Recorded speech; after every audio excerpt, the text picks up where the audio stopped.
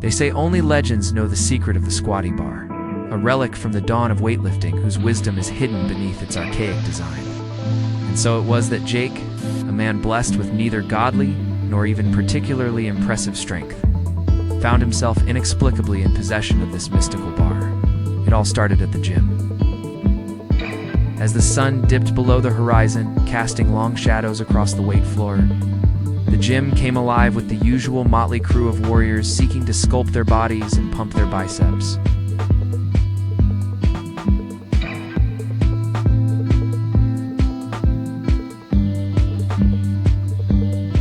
And then there was Jake, our hero or anti-hero, depending on the day, who possessed no special talent. Power or physique beyond an uncanny ability to find trouble faster than you could say protein shake. So when Jake spotted the squatty bar tucked away in the corner like an old friend, he felt a sudden, inexplicable urge to claim it. With a grunt and a prayer, he hefted the ancient iron onto his shoulders, surprised by its surprisingly light weight. Was this thing hollow? Had it seen better days? Or was it just really old? No one seemed to know or care.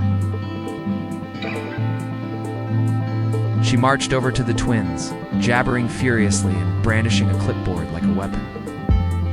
In the ensuing chaos, Jake slipped unnoticed out of the gym and into the cool night air. As he walked, the weight of the squatty bar seemed to grow heavier and heavier. His shoulders ached and his back protested with every step. Suddenly, he stopped. Why was he lugging this cursed barbell around? It wasn't as if he had any particular fondness for weightlifting or an inexplicable yearning to commune with the spirits of iron. It was just one of those days where life felt particularly meaningless, and the prospect of another Tuesday as uninspiring as the last loomed ahead. Then, as if summoned by his thoughts, the gym's neon lights flickered to life in the distance. A slow grin spread across Jake's face. Why not, he thought, turning around and shouldering the bar once more. If anyone was going to break the curse of the squatty bar, it would be him. By the next morning, Jake was feeling like an Olympian god of mischief.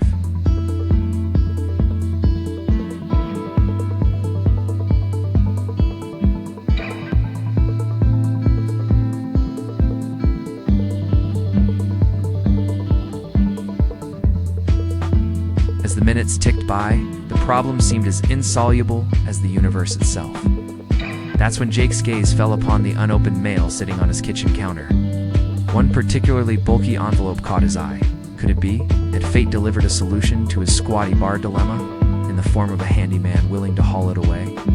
Hope surged through Jake as he tore open the envelope, but his hopes were soon dashed. It was just a new credit card offer. Then, disheartened, Jake sank onto a nearby chair, defeated.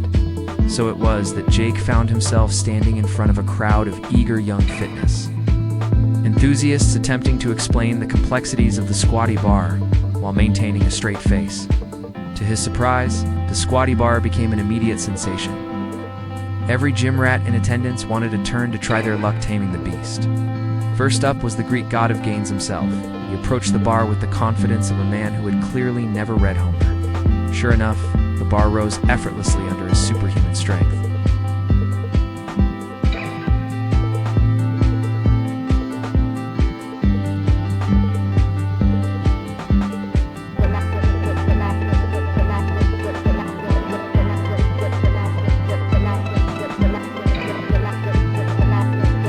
The owner stepped closer, her smile widening.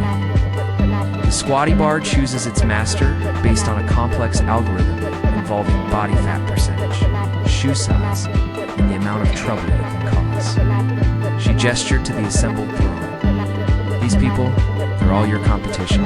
Whoever tames the squatty bar will win bragging rights for the year and a lifetime supply of protein powder. With that, the woman ambled away, leaving Jake facing a horde of eager competitors, each more jacked than the last. But as Jake looked into their eyes, he saw not just muscle and determination, he saw fear.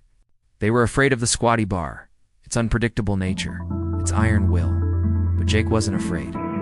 He was a man on a mission, a man possessed. As the others faltered, Jake approached the bar, laid his hands upon it, and closed his eyes. He thought of all the times he'd been underestimated, overlooked, written off. He thought of the years of awkward teenage angst, the unrequited crushes, and the near-constant state of being late for everything. He thought of the countless hours spent hunched over a desk, the stale air conditioning, the endless stream of emails, spreadsheets, and Zoom meetings.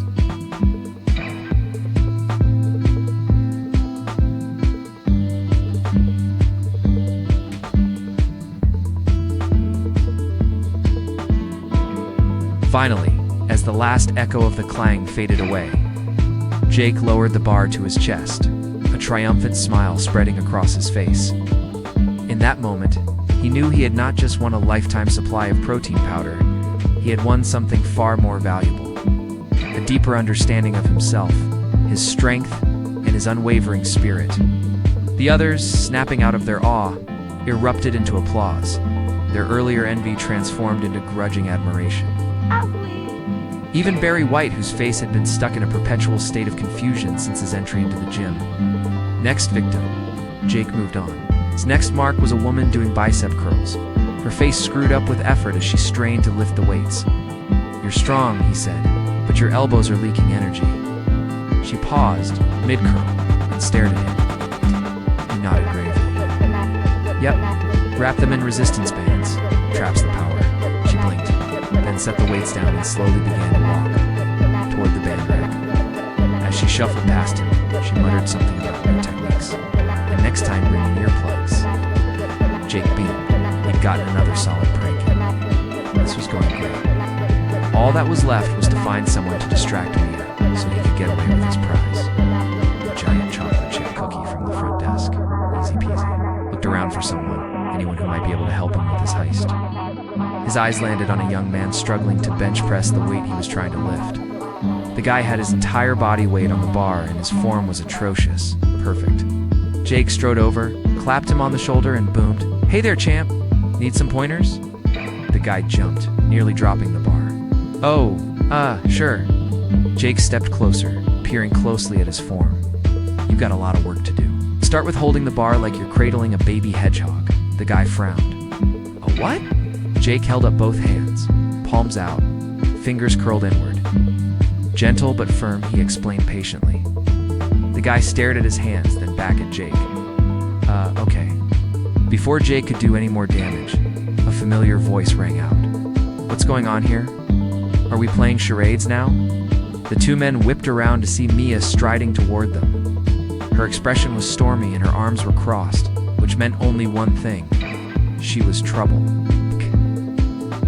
Earlier that day, Jake had found out the hard way that messing with Mia was like poking a bear with a stick. Now he desperately tried to think of a good excuse for why he was teaching this poor kid how to bench press with the wrong grip. I was just helping him with his form," he stammered. Mia raised an eyebrow. "By distracting him from actually doing the exercise correctly? Well, I was gonna, but he seemed pretty stuck. So I thought," Jake began, but Mia cut him off. "And what exactly is this supposed to accomplish?" She turned back to the young man. "Are you trying to learn the wrong way to lift weights? Because if not, get rid of the theatrics and focus on your technique." The guy blushed. "Sorry, man. I was just trying to add some variety to my workout. You know, try something new." Mia gave him a sharp look. "Doesn't mean doing everything wrong. Just focus on proper form and let the weight you use reflect your abilities. It's the best way to grow, not with gimmicks or distractions." She then turned back to Jake, her expression softening slightly. "You should probably take your own advice. Proper form and progressive overload are fundamental, not distractions." Jake felt his cheeks burning. He hadn't expected her to know about those things. Just, for a second there, he'd hoped she wouldn't. Now she was right. There's no coming back from that. His cover was blown. It was time to make a run for it. "Yeah, I have to get to work," he said, backing away slowly. "Sure, just don't bother anyone else today," she replied dryly. He nodded frantically, turned, and ran for his life. As he sped away, he heard the faint sound of laughter behind him. Great. Not only had he failed to get his cookie, he'd also gained himself a very powerful enemy. Still, he couldn't help but feel a twinge of pride, as he'd managed to hold his own against Mia, even if it was only for a few seconds. It was a small victory, but it was a victory nonetheless. Plus, he still had one more shot at getting that cookie. Refusing to be deterred, Jake decided to regroup and come up with a new plan. He needed something big, something bold, something that would require Mia's attention and allow him to sneak past her and grab the prize. But what? As he pondered his next move, he noticed a group of people gathered around the free weight area, watching someone lift. Curiosity piqued, he decided to check it out. And what he saw made him smile. It was Mia. She had stopped by to check on the progress of one of the trainers when she stopped dead in her tracks. A man was struggling to perform a squat with an almost comically large weight on his back. The weight of the barbell combined with the additional weight of the loaded backpack was pushing him down further than he intended. And Mia, being the ever-vigilant trainer that she was, immediately noticed the issue. With a mix of amusement and annoyance, she decided to step in and help. As she approached the man, Jake realized he had found the perfect opportunity. While everyone's attention was focused on Mia and the struggling weightlifter, he could make his move. Slipping unnoticed past the crowd, he headed straight for the front desk, where the coveted cookie sat on display. With the coast seemingly clear, he reached out to grab it, when suddenly a hand shot out and grabbed his wrist. "Looking for this?" a deep voice asked. Jake yelped and turned to see none other than the man he had just helped with his squat. Standing over him was a mountain of a man, his face split into a wide grin. "Gotcha," he boomed, holding the cookie aloft. "Want a bite?" Jake gaped at him. The man laughed heartily and took a large chunk out of the cookie before tossing the rest of it into the trash. "You really thought you could sneak past me, huh?" he asked, his grin widening. "Who are you?" Jake sputtered, still shocked by the man's sudden appearance. "Name's Big Tony," the man replied with a wink. "And you are?" "Jake," he replied cautiously. "So, do you know where I can find Mia?" he asked, hoping that the massive man didn't recognize him. "Why do you want to find her?" Big Tony asked, taking another bite of the cookie. Nothing," Jake replied quickly. "I just need to talk to her about, training." Big Tony's eyebrows rose. "You got 5 minutes, kiddo," he said with a grin. "Let's go find her." Before Jake knew what had happened, Big Tony was striding purposefully toward Mia, who was now helping the young man with his squats. Jake trailed behind him, his heart pounding in his chest. As they approached, Jake tried to steady his breathing and calm his nerves. He had to get through this, whatever this was. But just as he was about to speak, Big Tony cleared his throat loudly and boomed, "Hey there, Mia. Got a minute?" Mia turned around, her expression instantly changing from focused to professional as she greeted Big Tony warmly. "Big Tony, hey there. What can I help you with?" she asked, her tone cheerful. "Just a little favor," Big Tony replied with a grin. "This here fella wants to learn from the best." He gestured toward Jake, who was hiding behind him. "Oh, Mia said," turning to face Jake. "Hello there, what can I help you with?" Jake stammered, still nervous from Big Tony's earlier scare tactic. I wanted to ask you about, training." He winced as soon as the words left his mouth. Why did he sound so stupid? Mia's eyebrows rose in surprise.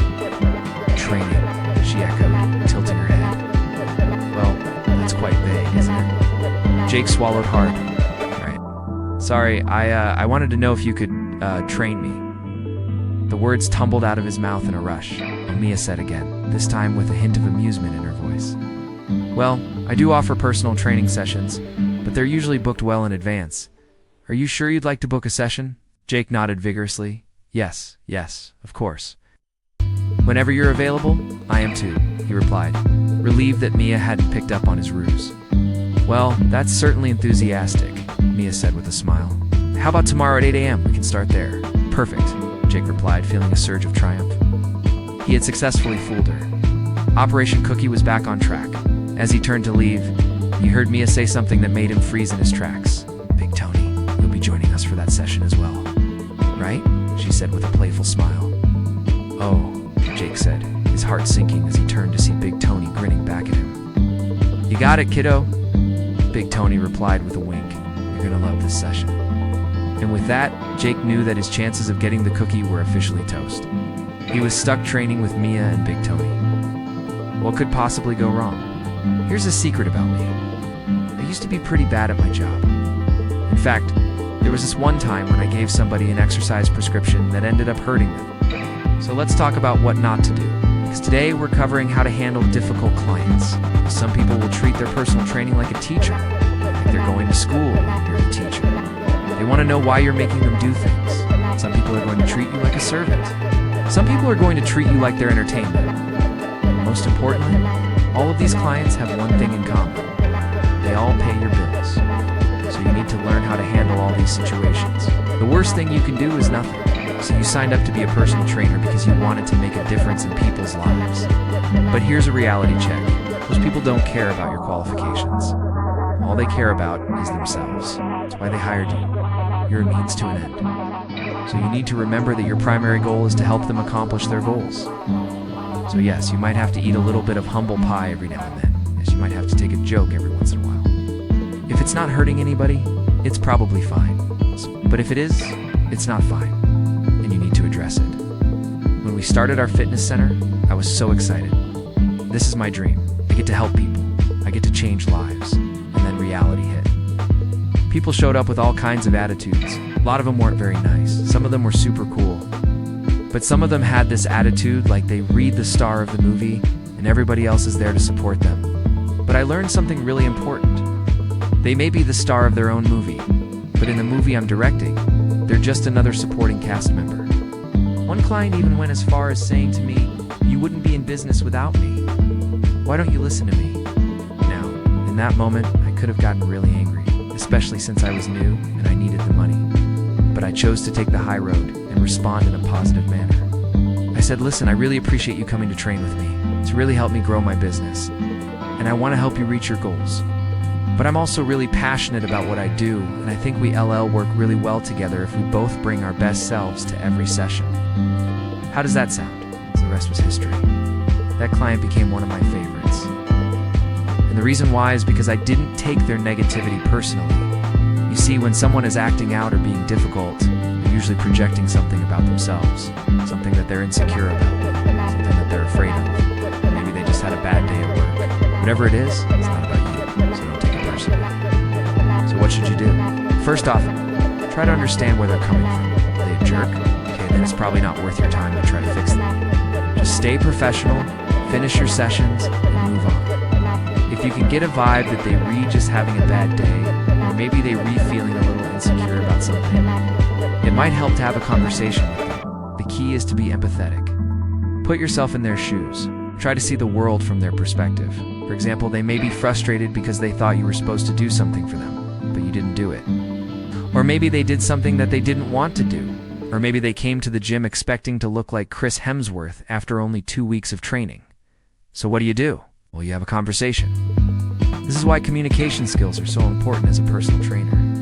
Now, I'm not saying you need to become a therapist, but if someone takes the time to tell you what's bothering them, you should take the time to listen. First off, it shows respect. Second off, they'll feel heard. And third, you might actually gain some insight into how you can better serve them. Remember, your goal is to help them accomplish their goals. And you can undo that if you do understand what those goals are or why they were there in the first place. If they're willing to share, ask questions. Find out what their goals are, why they retraining, and what has caused them to come to this point in their life where they decided to hire a personal trainer. What's their story? You may not be able to fix everything for them, but you can show empathy, understanding, and respect. And maybe, just maybe, you can turn things around so they can accomplish their goals and become a happier person. At the end of the day, you're a personal trainer. It's not your job to fix people. It's your job to help them accomplish their fitness goals. If they're willing to put in the work, you should be willing to put in the effort to have a good relationship with them. Speaking of relationships, you should always keep in mind who is paying your bills. Remember, even if you're self-employed, the client is paying you. So if there's somebody that's been nothing but a pain in the butt, if they stop showing up, it's probably not a big deal. But if you've tried to be professional and you've tried to do everything right and they still decide to stop coming, that hurts. So here's what I suggest. Anytime you have a new client, before you start working with them, have a chat. Find out who they are. Find out what their goals are. Find out what's motivated them to start training. But also let them know who you are, what you stand for, and what you believe in. And if they decide to sign up, welcome them aboard. But also let them know that if they're not willing to communicate and work together, then the relationship won't last very long. You're looking for win-win situations. So they need to bring their best self to every workout just like you are. That way you can look forward to seeing them. Also, if you ever have a concern, bring it up immediately. Don't wait. As soon as possible, pull them aside, have a conversation, explain what their issues are and how they can improve. Because if you wait, it's just going to get worse. Lastly, never forget you're a role model. You're a leader in your client's eyes, even if you don't see yourself that way. Remember, your clients are hiring you because they want to be like you. They want your body, they want your physique, they want your knowledge, they want to be more like you, so you must walk the walk and talk the talk. If you promise them results, make sure you deliver. If you tell them you'll design a custom program specifically tailored to meet their needs, make sure you deliver. Never overpromise and underdeliver. That's a quick way to ruin your reputation. You see, dealing with difficult clients is part of the job. So if you want to be a great personal trainer, you need to learn how to handle all types of personalities. And hopefully by learning from my mistakes, you can avoid some pitfalls that I fell into. You see, I used to be pretty bad at my job. In fact, there was this one time when I gave somebody an exercise prescription that ended up hurting them. So let's talk about what not to do. Because today, we're covering how to handle difficult clients.